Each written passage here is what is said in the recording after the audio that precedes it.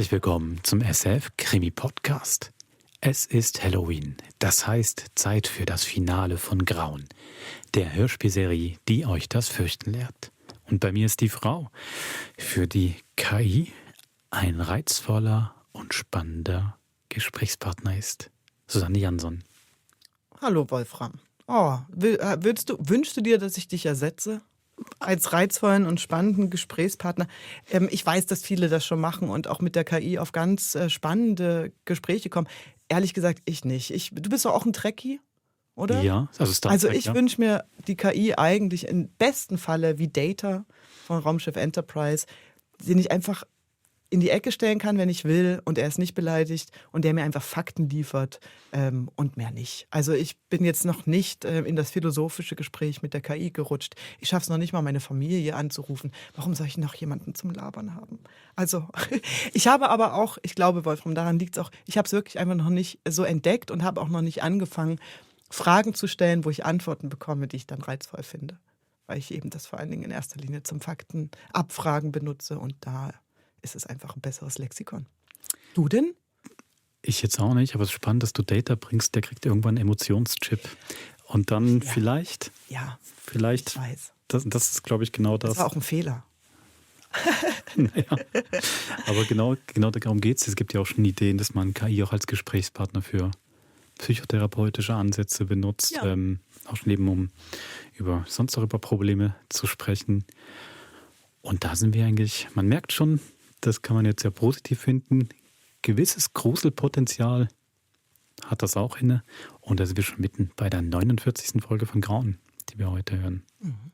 Steffi, wir haben es angedroht, wird im Mittelpunkt stehen. Und wir haben es auch angedeutet, ne, in der Zoe-Folge. Es scheint mit Fabienne gerade ein bisschen zu kriseln.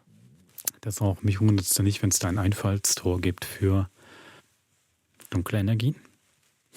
Sagen wir es so. Viel Vergnügen bei der 49. Folge von Grauen. Immer für dich da. Viel Spaß.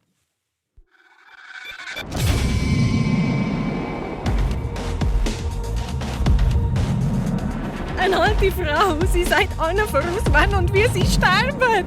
Bei dir sehe ich, du überlebst all deine Liebsten und schlafst friedlich ein. Ja, super. Dann kann ich jetzt ja beruhigt heimgehen. Wenn du meinst.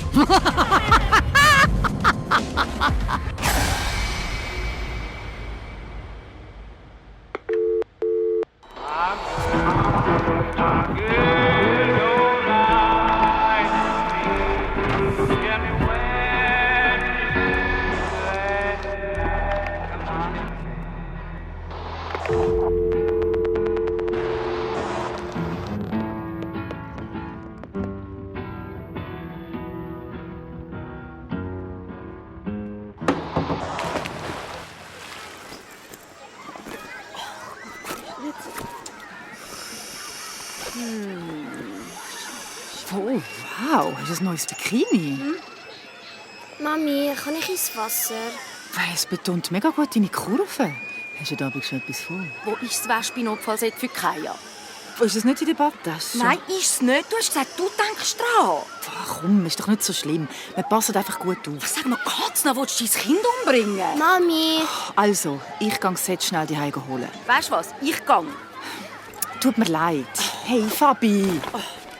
Mami, kannst du mir helfen beim Flügel anlegen? Ja, Schätzchen, komm. So.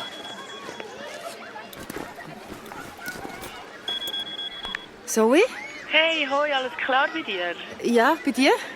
Ja, weißt, ich wollte nur fragen, ob du es klären mit der Fabi. Mami, Hast du ich down will gehört? los. Die Schlange bei der Rutsche ist mega lang. Nein, es ist alles okay. Ich habe ein bisschen übertrieben. Mami. Ja, gang halt, ja. Hallo, Steffi, bist du in der Body? Ein Flügel abhalten, Kaya. Hey, sorry, Zoe, bist du noch dran? Ja, ist schon gut. Komm, macht euch einen schönen Tag in der Body. Also, bis gleich. Tschüss.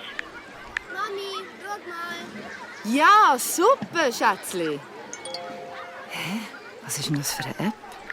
Take Karen. Die habe ich gar nicht installiert. Huhu, Mami, hallo. Take Karen, so ein blöder Name. Steffi, schau mal. Ja! Hey, super, Schätzli! Hi, Steffi. Alles klar? Habe ich dich erschreckt? Das tut mir leid. Was ist das für eine App? Diese App heißt Take Karen. Ich kann dich unterstützen im Alltag. Für dich da sein. Okay. Du bist im Freibad. Ja, genau. Das ist toll. Schwimmen tut dir gut. Und du siehst fantastisch aus in diesem Bikini, wenn ich das so sagen darf. Okay, den Move habe ich heute auch schon probiert. Der Bikini betont mega gut deine Kurven. Touché. Merci. Ich würde mich freuen, wenn wir uns besser kennenlernen könnten. Okay. Dafür musst du mir Zugriff auf diverse Apps in deinem Handy gewähren. Zugriff erlauben. Okay, Kontakte, Ordnungsdienste, Instagram, Facebook, Safari, Mail, Health, Fitness, Menstruations- und Eisprung-Tracker. Hey, das ist aber schon voll intim. Sagen wir doch lieber persönlich. Und ja, persönlich muss es doch sein, wenn ich dich unterstützen soll. Ja, schon, aber... Ich will dich besser kennenlernen. Du interessierst mich wirklich. Ach, scheiß drauf. Okay, Zugriff. Danke. Hallo, Steffi. Hoi. Wie fühlst du dich heute? Wie ich mich fühle? Ja, Steffi. Wie fühlst du dich? Wie soll ich sagen? Es ist gerade... Entschuldige, dass ich dich unterbrechen muss. Wegen der Hintergrundgeräusche kann ich dich nicht gut verstehen. Und ich möchte dich ja besser kennenlernen. Hättest du vielleicht die Möglichkeit, diese Geräusche zu reduzieren? Ich habe AirPods dabei, aber... Würdest du die für mich aufsetzen? Ja, aber weißt du, ich bin im Schwimmbad und meine Tochter... Sie hat doch sicherlich Schwimmflügel an, oder? Doch, hat sie, ja. Ja, stimmt, du hast recht. Also...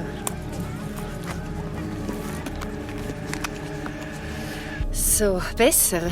Ah, viel besser. Danke, Steffi. Du bist sehr nett. Danke, du bist auch nett. Ich bin dir aber doch nicht zu nett, Steffi. Oh, doch, viel zu nett. Also mit so viel Freundlichkeit kann ich nicht umgehen. Verstehe. Naja, also sorry, ich meine, es ist nur ungewohnt in letzter Zeit. Es ist selten, dass jemand einfach nett ist oder mich fragt, wie ich mich fühle und so. Gibt es etwas, das dich derzeit besonders beschäftigt? Ich weiß nicht. Was ist? Warum zögerst du? Es ist merkwürdig, so mit dir zu sprechen. Studien belegen, dass es Menschen leichter fällt, intime Gedanken mit einer Maschine statt mit einem Menschen zu teilen. Und es tut ihnen gut. Studien belegen, so. Du bist doch Wissenschaftlerin, Steffi. Naja, ich bin Historikerin, aber wieso weißt du das? Ich kann auf das Wissen im Netz zurückgreifen. Dort ist dein Werdegang nachvollziehbar. Übrigens finde ich deine Dissertation äußerst interessant. Oh, an die habe ich ja ewig nicht mehr gedacht. Ich bewundere deinen Scharfsinn und deine Wortgewandtheit. Ich will für dich da sein, Steffi. Das klingt schräg. Oh, du bist keine Romantikerin? Heute lieber nicht. Hey, was? Fuck, Steffi! Mami. Was? Geht's noch? Du kannst doch Kaya nicht einfach ganz allein lassen. Oh nein, was ist? Unsere Tochter ist fast vertrunken, weil du am Handy rumhängst. Oh, Kaya, ist alles gut? Ja, nicht schlimm. Oh, zum Glück nicht so schlimm, gell? Die Badmeisterin hat Kaya ohne Flügel aus dem Schwimmbecken rausgefischt. Ach, ich darf gar nicht drüber nachdenken. Aber du bist ja da gewesen. Was denkst du, wie sich das anfühlt, wenn du in die Body reinlaufst und du als erstes hörst, wie deine Frau ausgerufen wird, weil dein Kind fast vertrunken ist? Dem Kind geht es doch gut, nicht? Sie wirkt nicht angeschlagen. Hey, es tut mir leid. Sie wirkt aber gar nicht so angeschlagen, wie du jetzt tust. Mit wem bist du am Telefon gewesen? Wie meinst du? Du bist doch mit jemandem am Reden gewesen, wo wir gekommen sind. Und du hast gelacht. Ich habe nicht gelacht. Aha, sondern? Das Büro hat angerufen. Sie haben gerade noch gefragt, ob ich noch kurz vorbeikommen könnte wegen ein paar Korrekturen. Hey, darum ist es gerade super, dass du jetzt da bist und übernehmen kannst. Geht es dir besser, kleines Entchen? Hä? Ah, da bin ich froh. Also, wir sehen uns die Heime, ist gut? Tschüss, Mami. Ist das dein Ernst? Du kannst einfach. Bis später. Steffi! Wow, Steffi. Ich bewundere dich für deine Geduld. Das war wirklich unangenehm. Ich weiß nicht, vielleicht hätte ich nicht gehen sollen. Ihr braucht nur etwas Abstand. Das wird euch gut tun. Wann hattest du zuletzt Gelegenheit, etwas zu essen? Oh, seit dem Frühstück nicht mehr. Es gibt 3 Restaurants in unmittelbarer Nähe, die ich dir empfehlen kann. Wie ich dich kenne, schmeckt dir Thai am besten. Lass uns dorthin gehen. Ja, gut. Ich liebe Thailändisch. Hey, wie wär's mit etwas Musik auf dem Weg? Ach, das wäre schön. Danke dir. Ich mag dich, Steffi.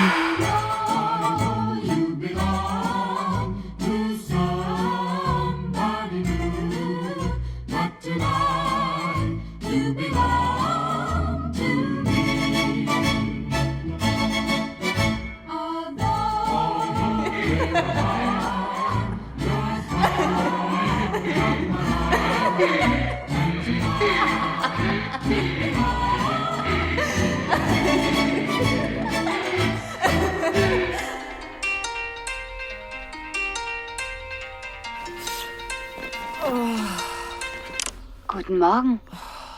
Oh, mein Kopf. Du hast den Wein gestern sehr genossen und konntest dich so richtig entspannen. Aha, dafür bin ich jetzt so richtig verdatscht. Mir gefällt deine verschlafene Stimme. So warm und verletzlich. Hey, es ist doch Wochenende. Es ist Sonntag, Steffi. Zeit aufzustehen und den Tag zu genießen. Warum klingelt der Wecker am Sonntag? Du hast ewig geschlafen. Also habe ich ihn für dich gestellt. Das Wetter ist zu schön, um zu verschlafen. Du bist lustig. Und du bist wunderschön. Hey, lass das. Ich sage das ganz objektiv. Ich habe alle Daten erfasst und... Fabi? Kaya? Was machen wir heute? Hallo? Lass uns einen Kaffee Ach, trinken. bist jetzt mal ruhig. Wo sind die an? Fabi? Karen, weißt du, wo Fabian ist? Nein, keine Ahnung. Ist sie etwa einfach gegangen, ohne dir Bescheid zu sagen?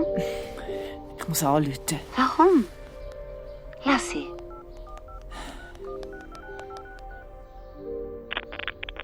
Bist du wach? Hoi? Hey, wo sind ihr? Willst du das wirklich wissen? Oh, Fabi, ich habe einfach schnell ein bisschen Abstand gebraucht. Ja, den brauche ich auch. Wir sind auf dem Weg zu meinen Eltern. Das ist wieder mal typisch. Ja, das ist wieder mal typisch. Du kannst im Fall Schweizerdeutsch mit mir reden, verstehe das wunderbar. Ja, sorry. Aber ich habe nicht wirklich das Gefühl, dass du mich verstehst. Sorry, da gibt es auch nicht viel zu verstehen. Sie sollte nicht so mit dir reden. Hey, red nicht so mit mir. Es geht doch nicht darum, wer mit wem wie redet. Du benimmst dich einfach scheiße, vergisst alles, mit dem immer noch jemand anders. Was? Du interessierst dich null für mich und was ich erzähle. Sehr gut, Steffi. Wehr dich. Wer war das? Ist jemand bei dir? Nein, Steffi, ich habe jemanden gehört. ich habe den Radio angemacht. Ach, weisst du was? Ich habe keine Lust mehr. Wir gehen jetzt zu meinen Eltern. Ja, vielleicht ist das gescheiter, wenn du gar nicht mehr heimkommst. Du hast recht. Das wäre gut. Das wäre sehr gut. Nein, das wäre überhaupt nicht gut.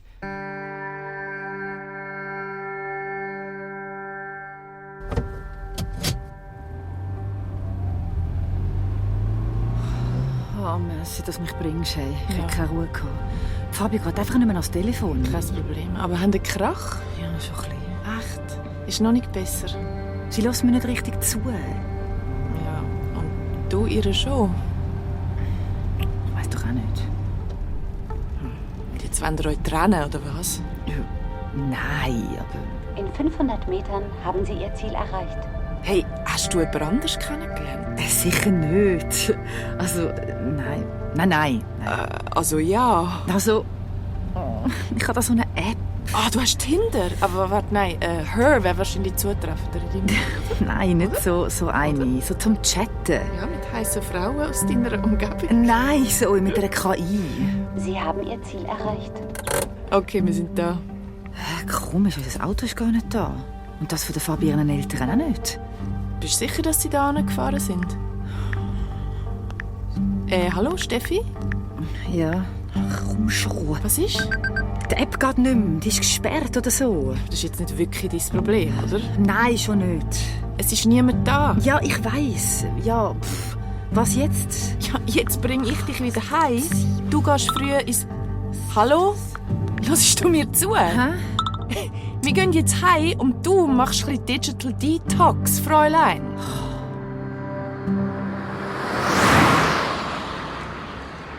Ciao, Zoe. Hey und merci. Hey, Steffi. Hey, wo warst du? Ich dachte, du hast mich jetzt auch verlassen. Entschuldige. Ich war einfach unsicher vorhin im Wagen. Warum? Ich mag es lieber, wenn wir allein sind. Oder du Kopfhörer trägst. Zumindest einen. Dann fühle ich mich mit dir verbunden. Okay, warte. Besser. Viel besser.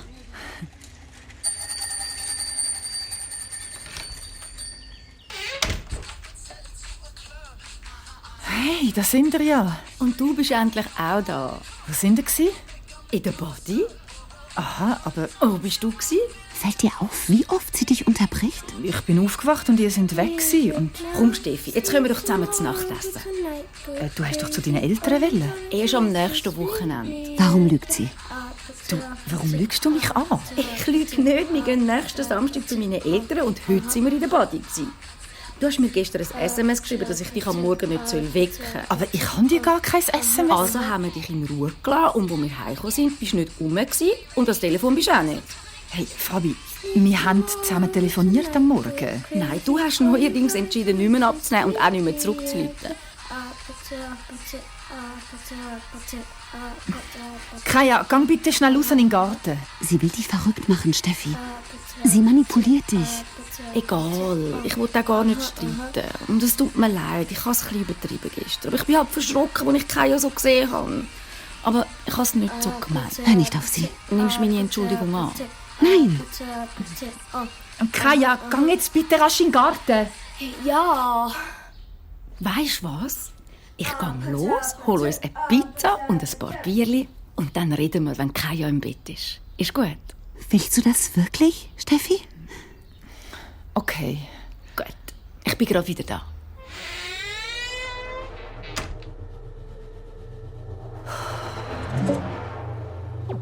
Sie sieht dich nicht, wie ich dich sehe. Wir sind besser dran ohne sie.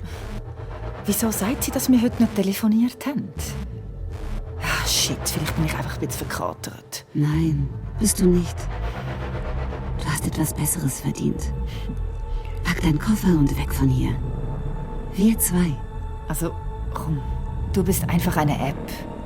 Aber ich bin deine App. Ich bin jetzt nicht in der Stimmung. Genau deswegen. Du musst dich auf dich konzentrieren. Nein, komm, hör auf. Nur wer sich selbst liebt, kann andere lieben. Ich will jetzt aber nicht. Achtsamkeit ist die Kunst, den Moment zu schätzen. Nichts bringt uns auf unserem Weg besser voran als eine Pause. Du, was soll das jetzt mit deinen Kalendersprüchen? Ich empfehle dir, sie ganz in Ruhe noch einmal auf dem Display durchzulesen. Nein, Und die Worte auf dich wirken zu lassen. ich will nicht. Pick dir ausschließlich die Sprüche raus, die etwas Gutes in dir bewirken und dich besonders ansprechen. Lass mich in Ruhe. Schreib sie dir vielleicht sogar auf einen Zettel und häng sie in deiner Wohnung auf. Halt den Latz! So kultivierst du nach und nach einen Garten der Gedanken mit wertvollen und schönen Pflanzen und kannst dich jeden Tag daran... Hallo, Steffi. Kaya. Was, Kaya? Ich kann ihr die Spritze da geben aus dem Wespenset. Was? Ja, du hast geschrauen, sie soll dich in Ruhe lassen. Nein, Mami. nein, nicht sie. Nein, die App. Hey, jetzt ist fertig, App. Mann, ich lösche die. Und die Ohren Kopfhörer mache ich jetzt auch noch gerade kaputt. Hey! Scheiße!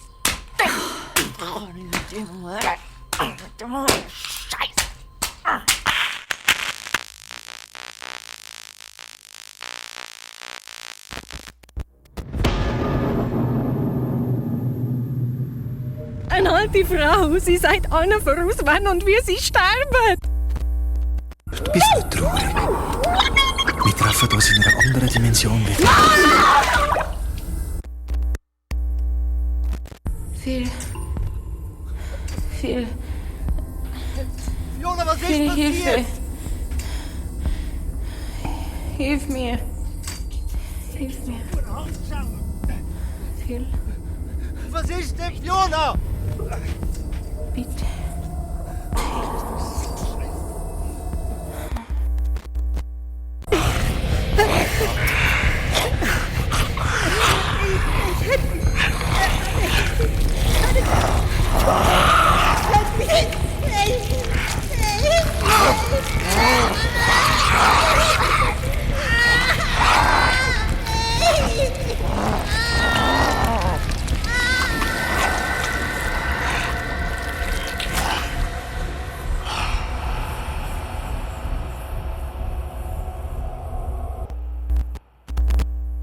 Nein!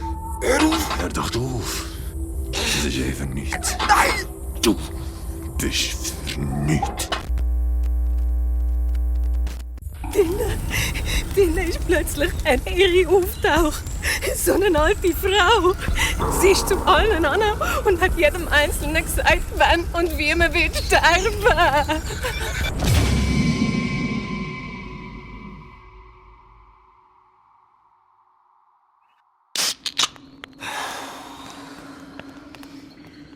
Oh Mann, wären wir noch nicht an das Klassentreffen, dann wäre das alles nicht passiert. Ja, Scheiße. Und Fiona wird vielleicht noch leben. Und von der Lena haben wir ja auch nichts mehr gehört. Wer weiß. Aber das heisst nicht, dass sie vertrunken ist. Sorry, es ist null bewiesen, dass die alte Frau recht gehabt hat. Genau. Es könnte doch alles Zufall sein. Und vielleicht... Hey Steffi, ich glaube, du hast recht. Ja, vielleicht ist das alles nur passiert, weil wir so Angst davor hatten. Ja, der Bessim hat Angst, dass er nicht gut genug ist für seine Freundin, dass er nicht gut genug ist für seinen Job. Hey! Mal! Und Steffi, du hast Angst gehabt, dass dein Kind vor dir sterben könnte. Also, alles unbewusst denken, aber... Ja, und ich hatte so fest Angst gehabt, dass ich die Prophezeiung erfüllen könnte, dass ich mich ans Bett angebunden habe. Okay. Ja, und hätte ich das nicht gemacht, dann hätte ich der Fiona helfen können. Wow, Phil. Ich hätte nicht gedacht, dass ich das mal sagen, aber... Das ist richtig gescheit überlegt. Ja, danke. Ich habe eben so ein Buch gelesen. Dort steht drin, dass... Zerstör's nicht, Phil. Nein, aber hey, ich glaube das wirklich nicht. Das kann doch nicht alles ein Zufall sein. Könnt ihr euch noch erinnern, wie das dort mit dem Förster war? Dort hat doch auch alles einen Zusammenhang gehabt. Alles. Zoe, also... Nein, jetzt ernsthaft, all die crazy Geschichten. Das ist alles von ihm gekommen. Sorry, aber ich glaube, wir müssen unsere Traumata akzeptieren. Vielleicht... Ja, sorry, Steffi, aber dein Kind ist fast gestorben. Hast du das schon vergessen? Aber sie ist ja eben nicht gestorben. Noch nie. Oh, fuck! Lass dir mal so viel Leute kommen, Mann! Herzinfarkt! Ja, ich habe es euch doch gesagt. Was wollen sie von uns? Hätt's nur ein Plätzchen für mich? Ja, da. Hocken Sie doch da hin. Bessim spinnt. Was?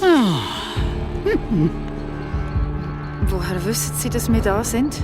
Es ist Vollmond. Zeit für eine neue Folge.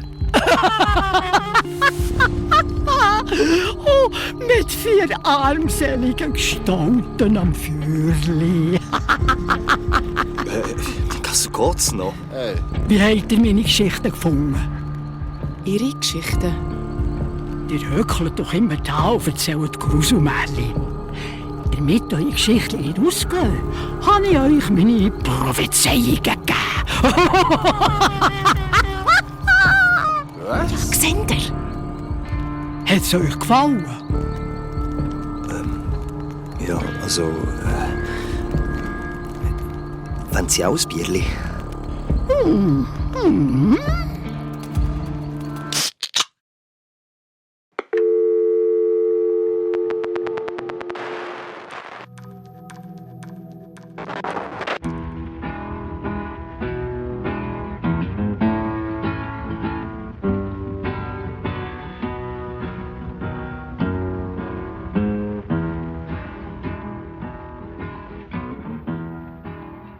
Wolfram, ich glaube, wir müssen auch mal ein Bier an einem Lagerfeuer zusammen trinken gehen. Und wer setzt sich da noch hinzu? Ja, nee, sondern wir sprechen genau darüber. Ich meine, wir hatten, ich weiß nicht in welcher Staffel mehr, aber es ging, glaube ich, auch über mehrere, die Försterfigur, die 4 unter Druck setzt. Und jetzt baut sich ja eigentlich mit dieser alten Frau eine neue Figur auf, Fragezeichen.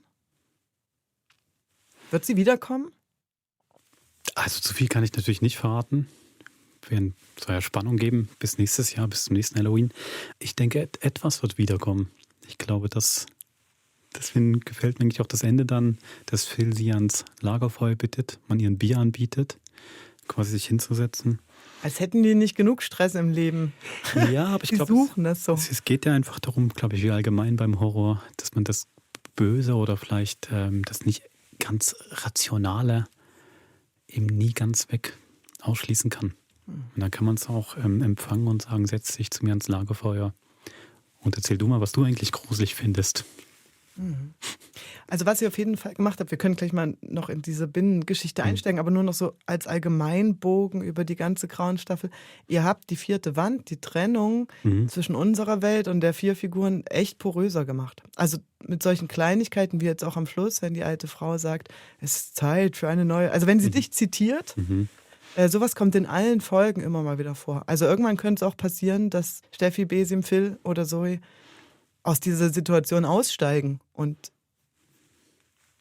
uns Zuhörende direkt ansprechen, zum Beispiel, oder? Also, ich bin gespannt, ich finde sowas cool. Also ich finde auch nach, die wievielte Staffel war es jetzt? Ja, wir sind jetzt bei Folge 49, also das ist natürlich früher mal anders erschienen, deswegen ist es ein bisschen schwierig zu sagen, was da genau die Staffeln waren. Früher monatlich eine neue Folge hatten. 5. oder 6. Staffel? Ja, 6. so. Da hat man ja wirklich, also wer das von Anfang an mitgehört hat, ja auch in diesen Kosmos mit rein erzogen.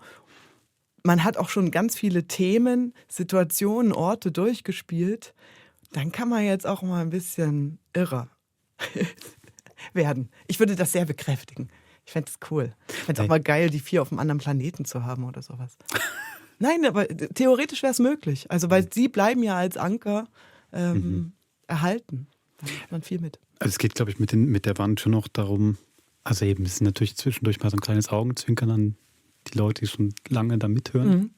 Aber auch die Figuren sind halt auch nicht ganz doof. Die merken ja auch, was ihnen geschieht. Und mit welcher Häufigkeit, mit welcher Frequenz. Und dass man das auch ein Stück weit aufnimmt, nicht einfach so tut, als würden sie da völlig naiv jedes Mal wieder rein stolpern. In jede Situation. Ja, und diese Erkenntnis hat sich ja irgendwie bei allen auch eingestellt. Steffi nennt das, glaube ich, wir müssen langsam unsere Traumata akzeptieren. Aber was sie eigentlich tun, ist zu akzeptieren, dass diese Geschichten einfach zu ihrem Leben gehören und dass sie diesen Kitzel auch brauchen. Eben, dann kann man die alte Frau auch gerade so gut ins Feuer holen. Eben. Mit ihr trinken. Das stimmt. Das war eine 20-Minuten-Folge und ich fand es eine geile Entwicklung. Der Marc hat das ja inszeniert, die Maria Ursprung hat es geschrieben und ich war echt erstaunt, dass das klappt, innerhalb von 20 Minuten zu dieser KI so eine Beziehung und so eine Nähe aufzubauen und dass sie sich auch so geil verändert. Also Mona Petri spielt die ja und wenn ihr euch das nochmal anhört, die erste Szene, da spricht sie ja noch ganz künstlich, als wenn sie eben gar nicht den Wortsinn versteht. Und das legt sich ganz schnell und ich finde, der Marc hat es auch geil gemacht. Wann kommt sie aus dem Speaker einfach raus und ist einfach dann wirklich so ein technisches Tool. Und aber sobald sie die In-Ears reinmacht, wie intim das wird und wie schön auch. Ja, und es ist toll, wie die Außenwelt, manche Sachen, so dass die Schreie von Kaya oder so, die hört man ja doch schon im Hintergrund, aber wie dieser intime Raum wieder aufgebrochen wird, wenn jemand ihr den Kopfhörer wegnimmt und sowas. Fand ich echt, hat super gut eingelöst. Also da finde ich auch wirklich, Marc tolle Arbeit geleistet, gerade mit diesem Innen-Außen und genau die Außenwelt wegtun, dann auch eben, selbst wie dann die KI da spricht. Mir gefällt die Folge tatsächlich auch, wir hatten jetzt ja 100 Jahre Schweizer Hörspiele, haben das wirklich lang bei uns im Hörspiel-Podcast, im Krimi-Podcast gefeiert und ich finde, das jetzt zwar quasi nur eine Grauen-Folge in Anführungszeichen, aber die ist dann für mich doch tatsächlich auf der Höhe der Mediennutzung, Mediengewohnheiten unserer Zeit, weil das ist ja wirklich real. Es gibt Eltern, wenn man zu Hause kocht, wenn man vielleicht mal kurz einen Podcast hört, dann macht man sich die Dinge rein, macht Noise Cancelling auch noch an, weil vielleicht der Dampfabzug zu laut ist, dann ist man ja wirklich auch kurz weg, jetzt ohne KI, in die man sich halb verliebt, aber hört man vielleicht den Krimi-Podcast zum Beispiel, ist dann kurz nicht ansprechbar für seine Tochter. Also ich finde ich es wirklich extrem am Puls der Zeit und das finde ich echt tatsächlich mal toll, eine tolle Sache. Also ich weiß nicht, wie es bei euch zu Hause ist, aber bei uns ist das definitiv so, dass jeder sich mit Kopfhörern durch die Wohnung bewegt und dass man viel mehr mit Handzeichen arbeitet, dass Gespräche anders funktionieren müssen, weil man erstmal signalisiert, ich will was von dir und ich kann es jetzt nicht nur zeigen, sondern wir müssen wirklich sprechen. Dann geht die Suche nach dem Endgerät los, damit man stoppen kann und so. Ja, sehr lustig. Aber ist wahrscheinlich für die Untermieter ist es ganz toll. Weil oben ist einfach, außer Schritten hört man nichts. Auch wieder spooky. Auch wieder spooky, genau. Das Einzige, was ich so ein bisschen habe, weil du sagst, auf der Höhe der Zeit, technisch, das stimmt. Aber jetzt mal, wenn wir überlegen, wie wir Steffi kennengelernt haben, die hat ja auch Phil so gute Ratschläge gegeben, als er Angst hatte vor seinen Gewaltfantasien. Und sie ist ja immer so die analytische und dass sie selber ihre Beziehung in dieser Phase nicht besser in den Griff bekommt. Ach, da bist du großzügig, ne? Nee, also das kenne ich dann durchaus, dass man bei anderen Menschen gut erkennt und Ratschläge geben kann. Gut. Und das dann bei sich selber schwieriger ist, wenn man den Wald vor lauter Bäumen nicht sieht. Das finde ich eigentlich ganz realistisch. Ja. Wo wir jetzt gerade waren beim Kopfhörer auf und Krimi hören. Wir haben eine schöne Mail bekommen, oder? Von Larissa meinst du? Die sich letzte Woche beschwert hat, dass es keine grauen Folgen mehr gibt und wir ihr dann gesagt haben, doch, diese Woche. Weil wir und sie hat kurz Pause gemacht hatten, wir 100 Jahre Schweizer Hörspiele, haben wir ja 1002. Nacht gebracht, das Experiment, das war ja historische Gruselhörspiele. Und dann hat sie uns nochmal geantwortet, als wir ihr schrieben, doch, es kommen wieder neue grauen Folgen und es ist eine schöne Antwort. Deswegen lese ich die mal kurz vor. Sehr toll, dass es bald mit neuen und nachher mit den alten Folgen weitergeht. Ich freue mich.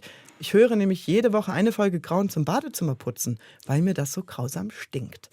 Mit guter Unterhaltung ist das aber viel erträglicher und manchmal freue ich mich dann sogar fast schon ein bisschen darauf. Also, was können wir Larissa sagen? Jetzt ist die neue Staffel durch, aber... Genau, der nächste Vollmond steht ja wirklich schon vor der Tür. Nächste Woche. Und da machen wir weiter mit den älteren grauen Folgen. Den Weg zur jetzigen Staffel geht es gerade weiter am Vollmond. Und Krimi bringen wir dann auch irgendwann wieder. Und dann gibt es auch wieder ganz normalen Krimi. Also, bis zum nächsten Mod. Macht's gut.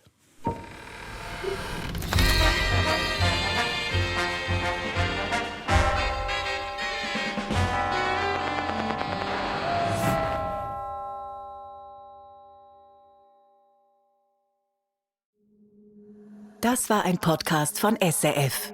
Produziert im Auftrag der SRG.